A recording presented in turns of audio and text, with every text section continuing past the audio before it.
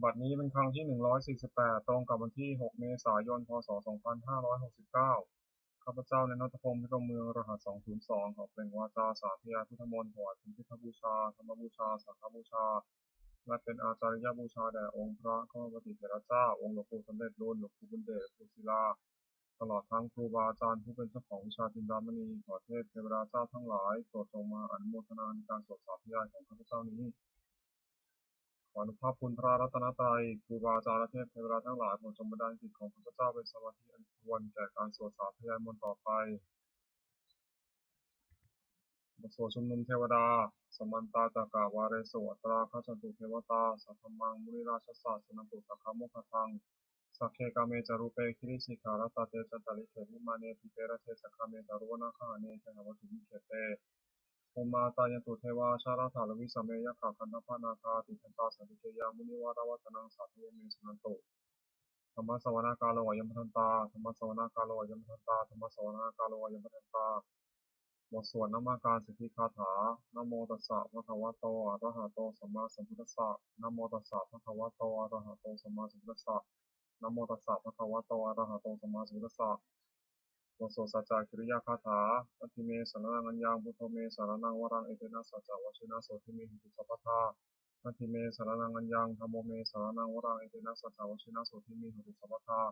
อัติเมสรนังอัญญังสังโฆเมสรนังวรังเอเตนะสัจจวชินะโสทิเมหิตุสัพพทา บทสวดมหาการุณิโกนาโถติอาทิกาคาถามหาการุณิโกนาโถอัฏฐายะสัพพปานินางปุเรตวาปารมิสัพพะปะโตสัมโพธิมุตตมังเอเตนะสัจจาวเชนะมโหตุสัพพุปทวามหาการุณิโกนาโถหิตายะสัพพปานินางปุเรตวาปารมิสัพพะปะโตสัมโพธิมุตตมังเอเตนะสัจจาวเชนะมโหตุสัพพุปทวามหาการุณิโกนาโถสุขายะสัพพปานินางปุเรตวาปารมิสัพพะปะโตสัมโพธิมุตตมังเอเตนะสัจจาวเชนะมโหตุสัพพุปทวา บทสวดมหาสมัยสูตรเอวเมสุตังเอกังสัมปยังภควาสัพเพสุวิหารติกัปปิลวัตุสมิงมหาวเนมหาตาทิโกสังเคนะสัพพิมัสสะมะเตหิทิโกสัพเพหิสัพเพวะอรหันเตหิทัสสะหิจาโลกาสัพเพหิเทวตาเยปุยนะสันนิปริตาโหติภควตันนัสสนยาภิกขุสังฆะ อัตถโคจตุนางสุทาวาสกายิกานังเทวานังอิตัตถโหสียังโกภควาสัพเพสุวิหารติกัปปิลวัตุสมิงมหาวเนมหาตาภิกขุสังฆนาสัพพิมัสสะมะเตหิภิกขุสัพเพหิสัพเพวะอรหันเตหิทัสสะหิจาโลกาสัพเพหิเทวตาเยปุยนะสันนิปริตาโหติภควตันนัสสนยาภิกขุสังฆะ ยานุนามยบิเยนะภควาเตนุปัสสังกามายามะกวสังกามิตวาภควโตสันติเตปะเจกคาถาภาษายมติอัตถโคตาเทวตาสายทัพพินามะพระวาปุริโสสัมมันทิตวาภหังภาษาระยะภาษาตังวาภหังสมิชยะเอวเมวะสุภาวาเสสุเทเวสุอัตตรหิตาภควโตปุระโตปะตุระหังสุอัตถโคตาเทวตาภควันตังอภิวาเทตวาเอกมันตังตังสุริกมันตังพิตาโขเอกาเทวตาภควโตสันติมังคังอาภาสีมหาสมโยภาวนาสมิงเทวกายาสมังคตานัสมาหิมังธรรมะสมิยังทัคิตาเยวะปราชิตาสันติ ตัตถะโขอปราเทวตาภควโตสันติเกยิมกทังอัฏฐสิตตาภิกขโวสมาทานสุจิตังอัตโนสุกัมมะกังสุสารถิวาเนตานิฆาเหตวาอิทิยานิรักขติปันติตาติตัตถะโขอปราเทวตาภควโตสันติเกยิมกทังอัฏฐสิเชตวาคีรังเชตวาปริทังอิทักขีรังโอหัสวะเมชาเตสันติสุทาภิวราชกุมตาสิตตาสุสุนาคาติตัตถะโขอปราเทวตาภควโตสันติเกยิมกทังอัฏฐสิเยจิตุตังสรณังคตาเสนเตธมิสันติยะปายะภูมิปหายามนุสัมภยังเทวกายะบริโภคสันติติ อาตถโขภควาภิกขุอมันเตสีเยปุเยนะภิกขเวทัสสะสุโลกาตตุสุเทวตาสันนิปติตาโหติตถาคตังทัศนยาภิกขุสังฆัจจะเยปิเตภิกขเวสุหติตัมมัทนาอรหันโตสัมมาสัมพุทธาเตสัพพิภควันตานังเอตาปรมาเยวะเทวตาสันนิปติตาอิมสงเสยทัพพิเมหังเอตระหิเยปิเตภิกขเวภวิสันติอนาคตัมมัทนาอรหันโตสัมมาสัมพุทธาเตสัพพิภควันตานังเอตาปรมาเยวะเทวตาสันนิปติตาภวิสันติสายทัพพิเมหังเอตระหิอาจิติสัมมิภิกขเวเทวะเกนังนามานิ ปิตายิสามิพิกเวเทวะกายนังนามานิเอสิสามิพิกเวเทวะกายนังนามานิตังสุนัตถาสารุกัมมนาสิโตถาภาสิสามิติเอวะเมเตติโกเตติภูภวะโตปัสสะโสภวะอิทัตถวะจาสิโลกามนุกัสสามิยะถาภูมาตถาสิตาเยสิตาคิริขัพพลังปะหิตตาสมาหิตาปุถุสิหาวสานีนาโลมหังสามิสัมพุโนทัตตมัสสะสุทธาภิปัสสนามนามิตาปิโยปัจจเตยะทวาวเนกปิตวัตเวตโตอัมริสัทธาสาวเตสัพเพระเต เทวกายาภิกันตาเตวิชนาถาภิกขโมเตสาตปะมะกรุตวาพุทธาสสนังเตสัมปะตุระหุเวนะมนุสารังสนังอภิเตสตปะทะของสาสานัสสะตะริสตังเตสะสนังมนุสารัมมะสงอเปเกนะตามะทะของทิสาสัพพังกุตาหง จันจัสสะพังอภิญญาวะวะคิตวานาจักุมาตโตอามิติสัทธาสาวเกสาสเนระเตเทวะกยาภิกตาเตวิชนะทัพพิโกโยหังคิตานิสันนิเทระหิอนุปุปโสสัตตสหัสสาวะยะขาภูมากปิลวัฏวายกิมโตชุติมโตวันนวโตยะสัสสินโมธรรมนัตกัมปุนังสมิมุนังสัสสหัสสาหิมวตายะขานันนาตวนิโนกิมโตชุติมโตวันนวโตยะสัสสินโมธรรมนัตกัมปุนังสมิมุนังสัตตาคิราติสหัสสายะขานันนาตวนิโนกิมโตชุติมโตวันนวโตยะสัสสินโมธรรมนัตกัมปุนังสมิมุนังวิเจเตโสรัสสหัสสายะขานันนาตวนิโนกิมโตชุติมโตวันนวโตยะสัสสินโมธรรมนัตกัมปุนังสมิมุนังเวสามิตาปัจจสตายะขานันตวนิโนอิทิมันโตชุติมันโตวันนวันโตยสสินโมธรรมนากัมปุนังสมิโนนังกุมพิโรราชาคันิโกเวปุรสานิเวสนังปิโยนังสตาสหัสสังยะขานังปยิรุปัสสติกุมพิโรราชาคันิโกโสภคาสมิโมนังปุริมันจัติสังราชาทัตตาลโถภาษาสติกันทัพนังอธิปติมหาราชายสสิโสปุตติตสัพพะโวอิธมานามหาภาราอิทิมันโตชุติมันโตวันนวันโตยสสินโมธรรมนากัมปุนังสมิโนนังอากินันจาติสาราชาวรุณโหตปัสสสติกุมธนาธิปติมหาราชายสัสสิโสปุตติตัสสะพะโวอิธรรมานามหาภาลายกิมันโตชุติมันโตวันนวันโตยสัสสินโมธรรมนาภิกรมปุนังสิโมนังปัจฉิมันจาติสาราชาวรุปโขปัสสสตินาคนังอธิปติมหาราชายสัสสิโสปุตติตัสสะพะโวอิธรรมานามหาภาลายกิมันโตชุติมันโตวันนวันโตยสัสสินโมธรรมนาภิกรมปุนังสิโมนังอุตรัญจติสาราชากุเวโรตปัสสสติยคณะอธิปติมหาราชายสัสสิโสปุตติตัสสะพะโวอิธรรมานามหาภาลายกิมันโตชุติมันโตวันนวันโตยสัสสินโมธรรมนาภิกรมปุนังสิโมนังปุริมาทิสังพตารโถทัคิเนนะวุณหโกปชิเนนะวุปโขกุเวโรตังทิสาจตารโเตมหาราชาสมันตาตโตทิสาตพนามนาทัสุวเนกปิตวะทเวเตสัมมายาวินทัสสะอคูจติกาสถาเวปุเรตุเวติทิอิภูจักโตสะตัทโนกัมมะเสโทจาคินุคันทุนิคันธิตาปนาโทปะวันเจจาเทวสุโตสมาตริกิตเสโนสกันทโพนโรราชาชโนสโพนาคูปัญจสิโกเทวะเต็นทโรสุริยวัชสาเอเตตัญเยจราชโนกันตมาสาราชุติโมธรรมนาภิกรมภิกขุนังสมิโมนังอัตถคุณัสสานาคาเวสาราสหัตถชกาคัมภาลสัตตาคูปยคาสายทิยามุนาทัตตาลถาจาคุณคายสัสสิโนเอราวันโนมหานาโคสภคาสมิโมนัง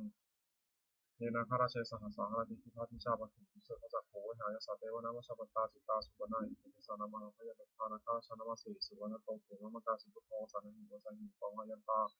นาคาสุวรรณสารนามกาสุพุทธังชิตาวชิระหัตเถนะสมุทังอสุรสิตาภตารวสาวเสเตอิจิมโตยสัสสิโนกาลคันธามหาปิสมาอสุราธาวิคัสสาวิปจิติสุจิติจาวหาราโทนมุติสหัสตันตปริปุตานังสัพเพโรตนมกาสนัยตวาปนิเสนังราหิตาอุปาทมุงสมัยโยคานิพัตเตวิปุนังเสริโมนังอโปเจเทวาปทวิจาเตชวโยตถาคโมรุณาวรุณาเทวาโสโมตยะสาสาสหามิตากรุณากายิกาคุเทวายะสัสสิโนทัสสิติทัสสะภะกายสัตถินันตวนิโนอิจิมโตชุติมันตวันนวันโตยะสัสสิโนวะธรรมนันตัมภิกขุนังเสริโมนังเวทุจเทวาสหวิจาอสมาจทุเวยมาจทัสสุวิสัทเทวาจันทมุคุปรกิตาสุเทสุวิสัทเทวาสุริยมาคุปรกิตานะคาดนิพุทธวาคุมทวารหากาวสุนังวาโสเสโตสัพพะคาปุริโตทัสเสติทัสสะภะกายสัตถินันตวนิโนอิจิมโตชุติมันตวันนวันโตยะสัสสิโนวะธรรมนันตัมภิกขุนังเสริโมนังตถาภูสาวุเทวาชาลามคิสิกขาริวาเนตกาจโรชาจาอุมาบุคคนิพัสสิโนวรุณาสหธรรมจาจุตาจันเดชกาสุรยารุจราคูวสาวเนสิโนทัสเสติทัสสะภะกายสัตถินันตวนิโนอิจิมโตชุติมันตวันนวันโตยะสัสสิโนวะธรรมนันตัมภิกขุนังเสริโมนัง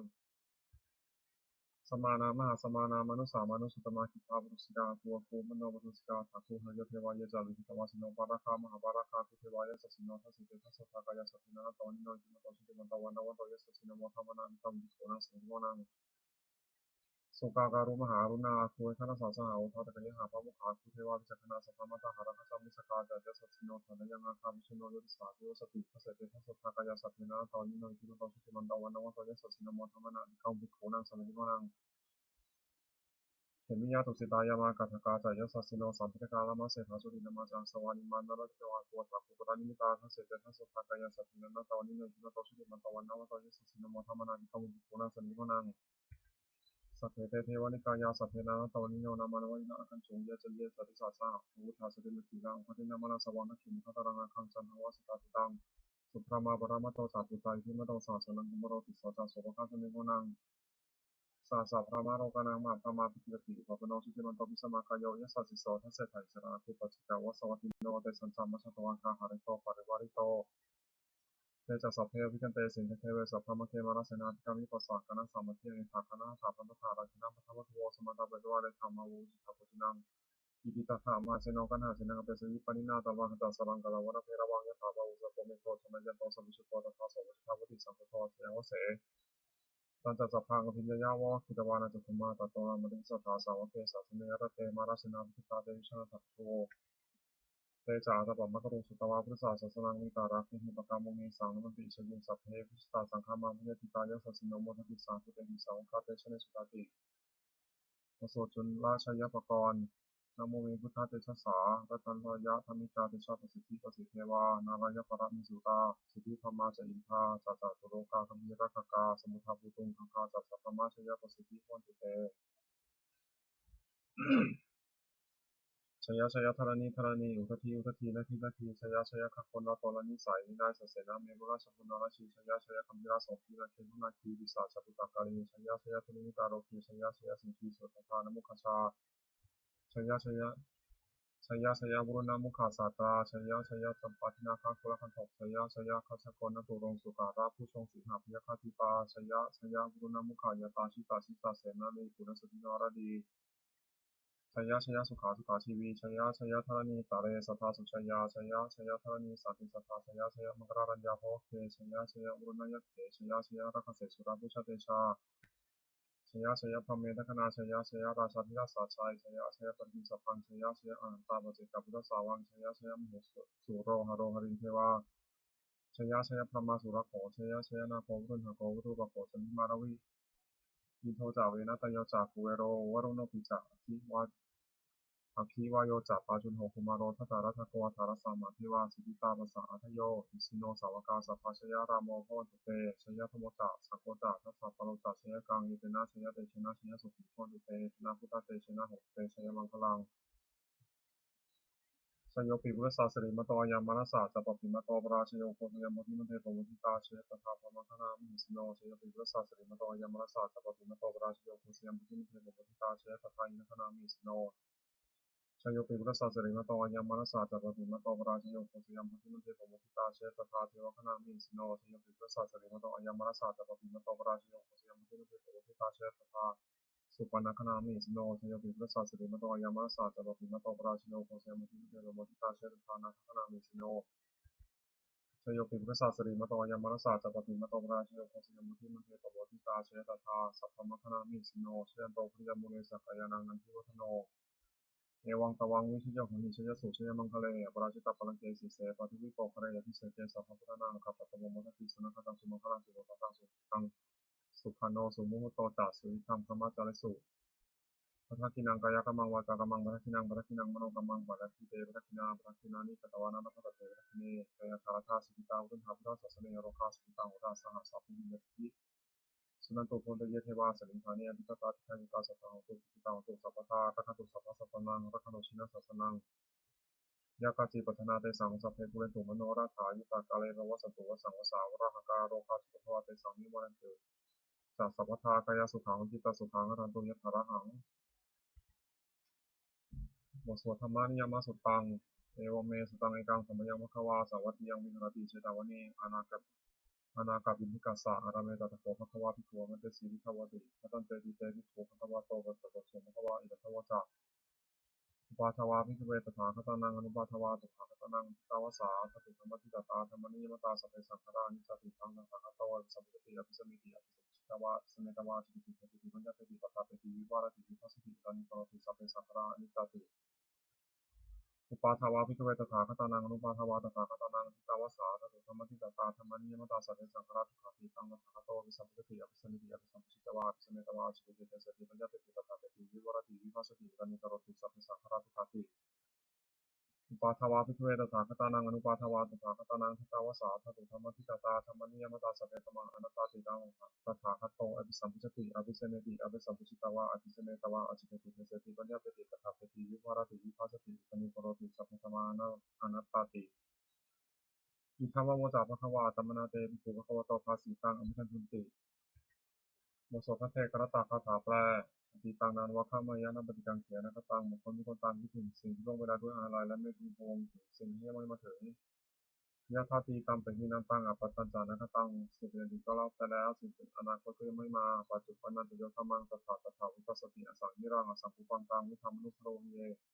ผู้ใดเห็นธรรมมันเกิดขึ้นเฉพาะหน้าในที่นั้นอย่างแจ่มแจ้งไม่เงียบไม่ค่อนใครควรพ่อคูณในการเช่นนั้นไว้อาเชวะกิจามาตับปังโกชัญญามรณังสุเวความเพียรเป็นกิจที่ต้องทำวันนี้ใครจะรู้ความตายในพรุ่งนี้นั่นที่โนสังขารันเตนะมหาเสนนะมัจจุราต้องการของที่ธรรมจุราซึ่งมีเสนามายังไม่มีสำหรับเราเอวังวิหาริมาตาปิงโหรตามตันทิตังเวนะให้กระโตติสังโตเฉยในมุนีผู้สงบย่อมกล่าวเรียกผู้มีความเพียรอยู่เช่นนั้นไม่เกียจคร้านทั้งกลางวันกลางคืนว่าผู้ท่านอยู่ในเพียงราตรีเดียวก็น่าชมบทสวดธรรมะสังเวชข้าพเจ้าไม่ขนาดแปลสัพเพสังขารานิจจาสังขารคือร่างกายจิตใจและรูปธรรมนามธรรมทั้งหมดทั้งสิ้นมันไม่ใช่เกิดขึ้นแล้วดับไปมีแล้วหายไปสัพเพสังขาราทุกขาสังขารคือร่างกายจิตใจและรูปธรรมนามธรรมทั้งหมดทั้งสิ้นมันเป็นทุกข์ทนยากเพราะเกิดขึ้นแล้วแก่เจ็บตายไปสัพเพธรรมานัตตาสิ่งทั้งหลายทั้งปวงทั้งที่เป็นสังขารและไม่ใช่สังขารทั้งหมดทั้งสิ้นไม่ใช่ตัวไม่ใช่ตนไม่ควรถือว่าเราว่าของเราว่าตัวว่าตนของเราทวงชีวิตตังชีวิตเป็นของไม่ยั่งยืนทวงมรณะความตายเป็นของยั่งยืนเพราะว่าสั่งว่ายามไม่ได้ตับพังเราจะพึงตายเป็นแท้มรณะปริโยสานาเมชีวิตตังชีวิตของเรามีความตายเป็นที่สุดรอบชีวิตตังเมนิยตังชีวิตของเราเป็นของไม่เที่ยงมรณะเมนิยตังความตายของเราเป็นของเที่ยงวัตตาคุณได้สังเวชยังกายโยจิรังร่างกายนี้มีตั้งอยู่นานเป็นตาวิญญาณโนขั้นปาสัจจวิญญาณเฉพาะแต่ที่เสียแล้วที่เสียสติชงนทัพปฏิเสธดิกริงครังว่าบุตรตังว่าทำมาแล้วทำปืนนิรัตถังหาประโยชน์ไม่ได้นิจาวัฏสังขาราสังขารทั้งหลายไม่ใช่หนอปัทวายาธรรมิโนมีความเกิดขึ้นความเสื่อมไปเป็นธรรมดากว่าชิตวานิโรธสันติความเกิดขึ้นแล้วย่อมดับไปเตสังอุปสมโมสุขความเข้าไปสงบระงับสังขารทั้งหลายเป็นสุขยิ่งสัพเพสัตตามนันติจะสัตว์ทั้งหลายทั้งปวงกำลังตายอยู่มนุษย์สู่สำเร็จสาระที่ตายแล้วและกำลังจะตายเสียความที่สามที่เราก็จะไปนั้นมีการที่มีเอกสังโยความสงสัยความตานี้ไม่มีกับเราเลยบทสวดเมตตายังกิจิกุศลังกัมมังสัตหิพระเตหิกตังปุญญโนอนุโมทตุสุนันตุโพธิเทวะสมิงคานีอภิคตาติคายุกาสัตตาโหตุสุขิตาโหตุทุกขาปมุญจตุมาตาปิตาสุขิตาโหตุทุกขาปมุญจตุสัพเพยติกาสุขิตาโหตุทุกขาปมุญจตุสัพเพอยติกาสุขิตาโหตุทุกขาปมุญจตุสัพเพปิสาสัพเพยขาสัพเพเปตาสุขิตังโหตุทุกขาปมุญจตุสัพเพอจาริยุปัชฌยสุขิตังโหตุทุกขาปมุญจตุสัพเพนะขัตตาสุขิตังโหตุทุกขาปมุญจตุสัพเพเทวาสุขิตังโหตุทุกขาปมุญจตุสัพเพสามัตตินังสมิชันตุโวบทสวดบูชาหลวงปู่ทวดนะโมพุทธิสัตวะคันธิยะอิติภควานะโมพุทธิสัตวะคันธิยะอิติภควานะโมพุทธิสัตวะคันธิยะอิติภควาปฏิภาณคาถายาเทวตาสันติวิหาราวาสินีภูเบศเรโพธิกเรตยิตยิงตาธรรมะทะเลนาโพวัตถุปุจตาโสถิงโกรเทธาวิหารามันเทเรเถราสมชานมกาปิโทสารามิกาธนปฏิวัสกาคามาจติสานิธมาติสราสัพพานิกิตาสุขิตาพุทเตสลาภูชาเยปิจาอัฏฐสัมภวาสังเสทชาตาธโมปุปาติกานิยนิกังธรรมวรังปฏิจจเตสัพพิทิภัสสะกโรตุสังขยังปาตุจิรังสตังธโมธรรมัทราจะบุคลาสังโฆตุสมะควะอัฏฐายะจาหิตายะจานเถระคตุสัพพโมสัพพิติธรรมจาริโนวุทิงสัพพะปุเรยมะธรรมิงอริยตาวิทิเตวสันนาหุตุสัพพิติปานิโนพุทธศาสนาสัมมาทรังโมวิสันโตกาลเทโวปวัสสโตวุฒิภาวายาสัตตนังสิตังมุตุมุขมิมาตาปิตาจัตตาชังมิตังรักขติปุตตังวิวังธรรมินาราชโนปชังรักขตุสัพพะเทวตาอุโยชนะคาถาทุกขปตาชนิทุกขาพิยปตาชนิพิยสุขปตาชนิโสกังหุตุสัพเพตินามิโนเอตาวตาจังหิสัมปตังมุจสัพพตังสัพเพเทวานุโมตุสัพพะสัพพติสิทธิยาทานังทัคันตุสัจจายาสีรังรักขตุสัพพทาภาวนาพิรตังหุตุพัชตุเทวตาคาตาสุมังคลคาถาโหตุสัพพังสุมังคลังรักขันตุสัพพเทวตาสัพพพุทธานุภาเวนะโสติโหตุเนรันตรังโหตุสัพพังสุมังคลังรักขันตุสัพพเทวตาสัพพธรรมานุภาเวนะโสติโหตุเนรันตรังโหตุสัพพังสุมังคลังรักขันตุสัพพเทวตาสัพพสังฆานุภาเวนะโสติโหตุเนรันตรังสัพเพพุทธาพระปัตตาปัจเจกนันเตยพลังอหันตานันตาเตชนะรักขมัทมิสัพพโสสัพเพพุทธาพระปัตตาปัจเจกนันเตยพลังอหันตานันตาเตชนะรักขมัทมิสัพพโสสัพเพพุทธาพระปัตตาปัจเจกนันเตยพลังอหันตานันตาเตชนะรักขมัทมิสัพพโสสัพเพพุทธาพระปัตตาปัจเจกนันเตยพลังอหันตานันตาเตชนะรักขมัทมิสัพพโสสัพเพพุทธาพระปัตตาปัจเจกนันเตยพลังอหันตานันตาเตชนะรักขมัทมิสัพพโสสัพเพพุทธาพระปัตตาปัจเจกนันเตยพลังอหันตานันตาเตชนะรักขมัทมิสัพพโสสัพเพพุทธาพระปัตตาปัจเจกนันเตยพลังอหันตานันตาเตชนะรักขมัทมิสัพพโสสัพเพพุทธาพระปัตตาปัจเจกนันเตยพลังอหันตานันตาเตชนะรักขมัทมิสัพพโสสัพเพพุทธาพระปัตตาปัจเจกนันเตยพลังอหันตานันตาเตชนะรักขมัทมิสัพพโสโดยอำนาจแห่งบุญกุศลที่ข้าพเจ้าได้สวดสาธยายพระพุทธมนต์นี้ข้าพเจ้าขอน้อมเกล้าถวายเป็นพระราชกุศลแด่สมเด็จพระนางเจ้าสิริกิติ์พระบรมราชินีนาถพระบรมราชชนนีพันปีหลวงผู้เสด็จสู่สวรรคาลัยขออานิสงส์แห่งบุญกุศลนี้จงเป็นสัพพะสิริมงคลแก่ข้าพเจ้าแค้วคลาดปลอดภัยจากทุกโศกโรคภัยอันตรายทั้งปวงที่มีแหล่งมาได้สุจริตมั่นคงเป็นสมาชีพชอบธรรมคำว่าไม่มีหลอดอย่างยากจนขออย่าได้มีแก่ข้าพเจ้า ขอให้ข้าพเจ้ามีสัมมาทิฏฐิตั้งมั่นในพระธรรมคำสอนแห่งองค์สมเด็จพระสัมมาสัมพุทธเจ้าดำรงอยู่ในธรรมนิยามตลอดกาลนานอีกทั้งขอเทพเทวดาทั้งหลายผู้ได้อนุโมทนาสาธุการบุญกุศลนี้ขอสุดสุดประสาทพาน้อมส่งอานุภาพแห่งมงคลไปสู่วัตถุมงคลพระธิตายศเศรษฐีทั้งฝ่ายไทยและฝ่ายลาวรวมถึงวัตถุมงคลทั้งปวงที่สั่งเสริมเมืองได้จัดสร้างขึ้นให้เปลี่ยนด้วยพุทธานุภาพเทวานุภาพและฤทธานุภาพมาศักดิ์สิทธิ์มีผลนิมิตสิริมงคลเกิดทุกครอบครองและบูชาทุกประการเทอญ